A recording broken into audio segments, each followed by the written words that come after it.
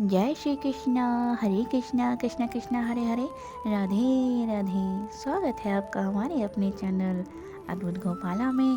प्रारंभ करते हैं आज का गीता ज्ञान चौथे अध्याय का महात्म्य। एक बार की बात है, लक्ष्मी जी ने पूछा, हे नारायण जी, श्री गीता जी के पाठ करने वाले को छूकर भी कोई जीव मुक्त हुआ है भला? तब श्री नारायण जी ने कहा, हे लक्ष्मी, तुमको मुक्ति की एक पुरातन कथा सुनाता हूँ। भागीरथी गंगा के तट पर एक काशीपुरी नाम का नगर था। वहाँ एक वैष्णव रहता था। वह नित्य गंगा स्नान कर श्री गीता जी के चौथे अध्याय का पाठ करता था। एक दिन वह साधु बन गया। वहाँ बेरियों के 2 वृक्ष थे, उनकी बड़ी छाया थी। वह साधु वहाँ बैठ गया और बैठते ही उसको नींद आ गई। एक बेरी के पेड़ से उसके पाँव लगे तथा दूसरी बेरी के पेड़ से उसका सिर लग गया।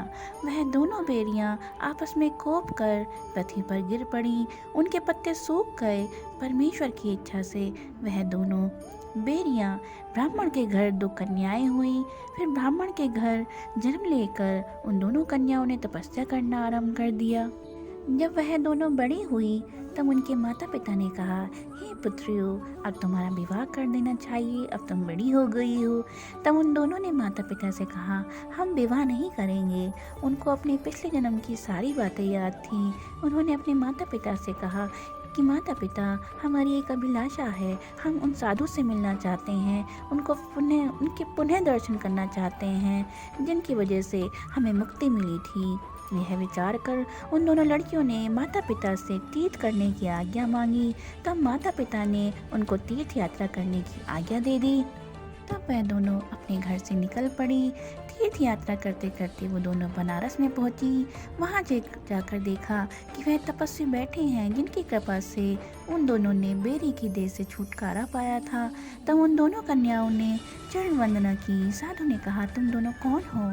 कन्याओं ने कहा, हम पिछले जन्म में बेरियों के पेड़ में थे, हम उस योनि में थे। एक दिन आप वन में आए थे और आपको बहुत तेज नींद आई थी।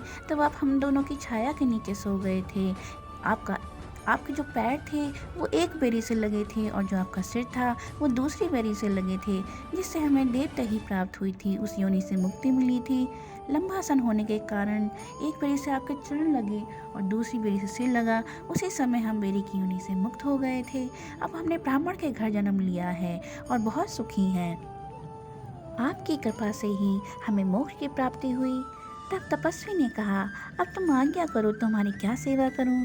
तब उन दोनों कन्याओं ने कहा, आप हमको श्री गीता जी के चौथे अध्याय का फल प्रदान करें, जिससे हम देवते ही पाकर सुखी हो जाएं। तब उस तपस्वी ने उन्हें गीता जी के चौथे अध्याय का फल दिया। फल के देते ही आकाश से विमान आए। तब उन दोनों ने देवते ही पाकर वैकुंठ का गमन किया। श्री नारायण जी बोले, हे लक्ष्मी जी, ये चौथे अध्याय का महात्म्य था। ओम नमः भगवते वासुदेवाय नमः। जय श्री कृष्णा। हरे कृष्णा कृष्णा कृष्णा हरे हरे, राधे राधे।